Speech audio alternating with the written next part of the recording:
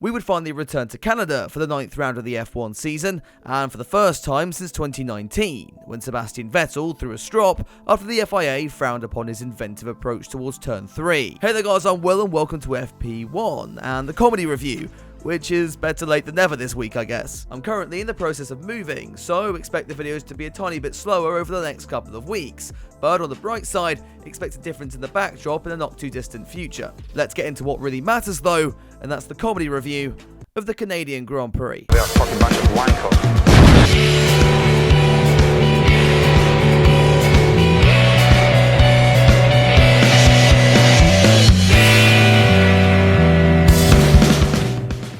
Now, it's not very often that the F1 community actually all agree on something, but F1's return to Canada and the Circuit de Gilles Villeneuve was good news for all. With 3 DRS zones, there's more than enough opportunity to overtake, and with rain scheduled to hit the track at one point over the course of the weekend, many look forward to the last time the track was flooded in 2011, where Jenson Button came through from the back to win, thanks to great strategy, red flags, as well as the strategic bidding off of his teammate and Fernando Alonso. Looking at present day, however, the main stories prior to the weekend focused on the teams less worried about the weather and more about how to fix their cars for 2022. Having labelled the W13 as such after Baku, Mercedes would try out a new floor in Canada, which was meant to fix the porpoising problem, but instead just made it worse. Ferrari were also looking to solve their engine issues, with star driver Charles Leclerc retiring from the lead in 2 of the last 3 races, but they'd fiddle with the allocation so at least Leclerc wouldn't have to take an engine penalty this weekend.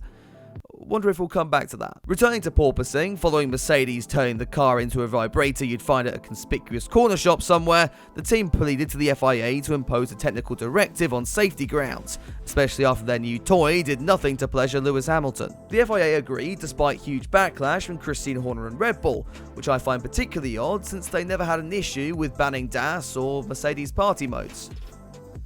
Mercedes would roll out their new floor at the start of FP1, then of course realised that it made the car even worse, then donated it to Toto Wolff to smash to bits. Further down the grid, Alpine were also having issues with Ocon's front left brake, as it attempted to smoke a paper towel, which funnily enough didn't do much for its performance. But it wasn't all doom and gloom for the French team, as Fernando Alonso was able to wrestle his car into 3rd by the end of the hour. The first session was all about testing the limits of the track, and many would be forced to cut the final chicane over its duration. Nicholas Latifi would find himself getting held up here as well by the Red Bull of Sergio Perez, who showed the Canadian what it was like to drive behind a Williams in 2022. It was the other Red Bull leading the way, however, with Verstappen topping the times ahead of Sainz as FP1 came to an end. And Max would continue to lead the way in FP2, as #Bless got even more #off with his Mercedes car. Ferrari, despite ending the session 2nd and 3rd, weren't in the best of moods either, as Leclerc's replacement Turbo decided it didn't want to play ball, and forced the team to fit a brand new one, resulting in a 10th-place grid penalty for the Monegasque driver. Up to now, everyone had been fairly well behaved so far in the weekend. However, Specsavers would get plenty of material for new adverts in the pit lane, Magnussen and Vettel nearly coming together before Carlos Sainz mistook the orange of Norris's McLaren for a gravel trap as he emerged from the garage. Anyway, as we moved into Saturday, the forecast rain would hit the track in a big way, catching out current championship leader Max Verstappen heading into Turn 2. The Dutch Messiah had topped everything so far this weekend. However, it was Alpine's Fernando Alonso who came through the mist to take P1 at the end of the session, leading AlphaTauri's Pierre Gasly and Aston Martin's Sebastian Vettel. Ferrari, meanwhile, opted to take the plunge and replace Leclerc's whole power unit, taking the man who was sure not to get a single penalty this weekend to the very back of the grid. His teammate Carlos Sainz also struggled with the conditions, ending the session 10th as he went on an expedition into the runoff at Turn 3. And the first corner was also causing problems, especially for Haas's Kevin Magnussen, who decided he was better than Turn 2 and just skipped it completely, before turning his car into a new chicane as he attempted to recover to the circuit. Anyway, as we moved into the qualifying hour, the rain intensified, meaning everyone was excited to see whether the FP3 pace setters could keep up their strong form. One of them, though, definitely didn't, and for that, it's time for Aston Watch.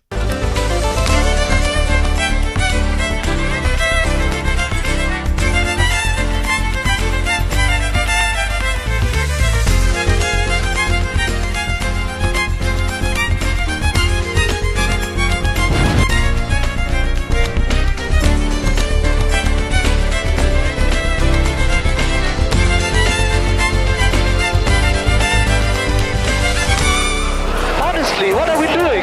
Racing? Aston have actually had something to cheer about over the last few weeks, with strong performances in Monaco and Baku for Sebastian Vettel. Lance Stroll, meanwhile, has continued to be Lance Stroll, but will still likely keep his seat next year. I should be nice to the Canadian here for his home race, but in reality that means and his car wasn't playing ball anyway. Q1 would see both Astons fall into the drop zone, as well as the two AlphaTauris and the mobile chicane.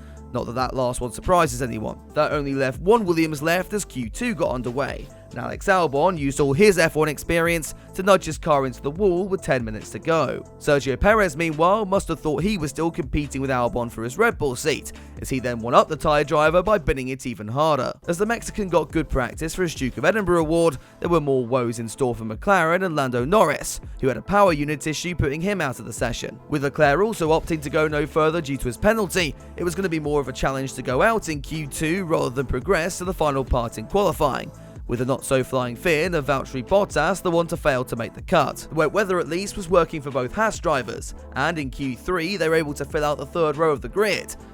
Yeah, I'm about as shocked as you on that one. The more interesting battle though would be the fight for pole, and with the rain stopping and the dry line beginning to form, it would be a case of who had the largest balls when it came to taking P1 on Sunday. Mercedes' George Russell attempted to throw slick tyres on, which didn't go particularly well. But the intermediates would give Verstappen the grip to put his Red Bull easily into pole position, as 2005 Alonso time-travelled to present day in order to put the Alpine on the front row for the race. So, as the sun re-emerged for race day, the big question as we head down into turn 1 was how much of a crackhead was Fernando Alonso going to actually be. The two-time champion is known for his strong starts, just not today, as he didn't get the grip he needed getting off the line and allowed Max Verstappen to sail off easily into the lead. The 20 drivers mostly made it round lap 1 in one piece, however Hamilton and Magnussen would clash once again, resulting in the Haas driver damaging his front wing and being forced to pit on safety grounds. Back at the front, Sainz would be able to get past Alonso, but by this point, Verstappen was clear up the road in his own little world. Their respective teammates, meanwhile, were trying to fight from further back on the grid, and admittedly making decent headway, until Perez's Honda engine decided it was time to be unreliable again. This would bring out the virtual safety car, but with us only being 8 laps into the Grand Prix, it was going to be a risk to take that cheap pit stop now. Regardless, Red Bull and Verstappen boxed for the hards, while Sainz and Alonso stayed out to claim track position. Another to stay on track was Mick Schumacher, and despite dropping back a little on lap 1, was still fighting hard, and looking set to score his first points in Formula 1. Oh, you know, sometimes I just need to learn to shut the up, don't I? Virtual safety car number 2 then, and this time Ferrari did opt to pit Carlos, putting him behind Verstappen, but giving him a much better opportunity to go to the very end of the race. For Fernando Alonso though, the team decided there was no need to take that cheap stop, and the question of why they did this can be placed alongside what is the meaning of life, and how has Hamilton fixed his hairline in the ones that we'll probably never get the answer to. We've not spoken much about Lewis Hamilton since practice, but the Briton had now decided that his undrivable car was in fact drivable, as he moved up into P3 on lap 24. When Max pitted for his final stop, it would put the two best friends close together on track again. Though, seeing Abu Dhabi flashbacks, Lewis didn't fight the Dutchman much at all. So, with Sainz now expected to try and extend to the end, Verstappen had an 8-second gap to make up, and for a moment it looked like Ferrari had pulled out the strategic masterstroke, which is a sentence I'd never expected to say in a comedy review. However, Red Bull still had a trick up their sleeve, and turned off Yuki Tsunoda's brakes exiting the pit lane to bring out the full safety car in the closing stages. Sainz would pit for fresh tyres, but would now need to pass Verstappen on track, giving us a high-stakes final 10 laps as the Ferrari inched closer and closer, but still never found a way through. This meant after 70 laps, Verstappen would cross the line to take Red Bull's 6th F1 victory in a row, as Carlos settled once again for P2, and #Bless rounded out the podium for his first rostrum appearance of the year. Oh, and if you wondered what happened to Alonso, well, he was fucked by an air leak, which is typical Fernando luck, to be honest. Regardless, there we have it, and a pretty good race, all said and done. Nothing to really write home about, and frankly I expected the out-of-position cars to give us a little more action than we got, but we've had far worse races this season, so I'm not going to complain. Max now leads the championship by a country mile, and with Perez's retirement, it just makes me wonder if the Dutchman will just run away with the championship now. So much for that Ferrari resurgence, I guess. Anyway, next we're off to Silverstone, and that never produces a controversial race. So hey, we've got that to look forward to. On that one actually, I'll be chilling on a beach in Tenerife over the course of that race weekend, so I'm not exactly sure when the comedy review will come out, but I'll keep you updated on all my social media channels, which you can follow down in the description below. Anyway, a big thank you as always to all the patrons for supporting all the work I do, and I'll see you all in the next one.